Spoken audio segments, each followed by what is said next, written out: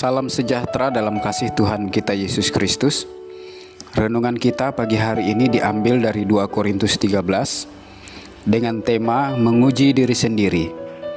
Di 2 Korintus 13 ayat 5 dikatakan, "Ujilah dirimu sendiri, apakah kamu tetap tegak di dalam iman. Selidikilah dirimu, apakah kamu tidak yakin akan dirimu bahwa Kristus Yesus ada di dalam diri kamu. Sebab jika tidak demikian, kamu tidak tahan uji." Berbicara tentang ujian, mengingatkan kita waktu masih sekolah. Ketika akan menghadapi ujian, seringkali kita takut dan khawatir. Kita takut ujiannya berat, dan kita lebih takut kalau tidak lulus dalam ujian yang dilewati. Agar kita bisa lulus saat menghadapi ujian sekolah, tentunya ada trik yang harus kita persiapkan. Misalnya belajar lebih sungguh-sungguh lagi, menambah jam pelajaran melalui les, membeli buku tentang ujian sekolah dan mencari guru privat untuk membimbing kita belajar. Setiap ujian yang kita lewati di sekolah ternyata membuat kita untuk naik ke level berikutnya atau ke level yang lebih tinggi. Misalnya untuk naik ke level SLTP, yang kita lalui adalah ujian sekolah di SD kelas 6.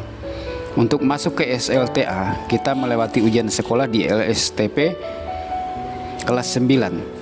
Dan untuk melanjutkan ke perguruan tinggi, kita menghadapi ujian sekolah di SLTA atau SMK kelas 12.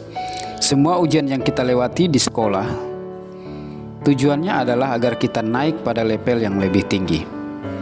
Di akhir surat Korintus ini, Paulus menegur jemaat Korintus agar mereka menguji diri mereka sendiri. Menguji diri berbicara tentang kemampuan untuk melihat diri kita lebih dalam. Apakah kita betul-betul berada pada jalur iman kita dengan benar? Kemampuan untuk melihat diri kita, apakah kita benar-benar tegak di dalam iman? Untuk memahami kekuatan dan kelemahan iman kita bukanlah orang lain, bukan suami, istri, anak-anak, atau tetangga kita. Yang tahu kadar iman dan kualitas iman kita adalah diri kita sendiri. Ada dua alat ukur untuk mengetahui kerohanian seseorang percaya menurut Rasul Paulus. Yang pertama adalah kekuatan iman, dan yang kedua adalah keyakinan bahwa Kristus Yesus ada di dalam hidup kita. Kita selidiki, kita koreksi, kita renungkan, kita terawang hidup kita. Apakah kita benar-benar hidup dengan iman yang benar? Dan apakah Yesus Kristus benar-benar hidup di hidup kita dan memerintah di hidup kita? Apa tujuan kita menguji dan menyelidiki diri kita? Pertama, agar kita tidak selalu hidup dalam dosa. Dosa menghambat pertumbuhan rohani jemaat Tuhan. Berbagai perbuatan dosa yang terjadi di jemaat Korintus membuat mereka tidak bertumbuh dalam iman.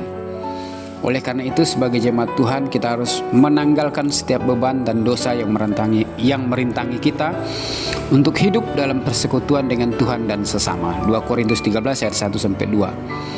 Kedua, untuk membuktikan kuasa Kristus ada di tengah-tengah jemaat. Kristus disalibkan bukan karena kelemahan.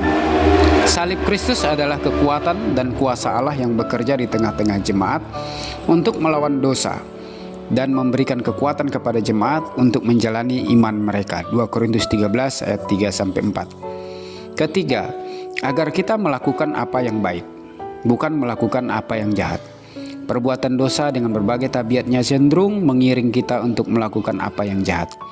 Oleh karena itu, sebagai jemaat Tuhan, kita harus bisa memilih untuk melakukan apa yang baik di tengah-tengah dunia. 2 Korintus 13 ayat 7. Keempat, agar kita hidup dalam kebenaran. Karena kami tidak dapat berbuat apa-apa melawan kebenaran. Yang dapat kami perbuat ialah untuk kebenaran. 2 Korintus 13 ayat 8. Sebagai jemaat Tuhan, kita dituntut untuk hidup dalam kebenaran.